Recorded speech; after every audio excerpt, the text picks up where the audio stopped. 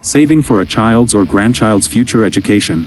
A Fidelity 529 plan offers tax-free growth for qualified education expenses. Welcome back to Guide with Samuel. You can open a 529 directly on Fidelity's site, even if you don't live in the state sponsoring it, like the Fidelity Arizona or New Hampshire plans. You'll name a beneficiary, the future student, and a successor owner. You then choose your investments.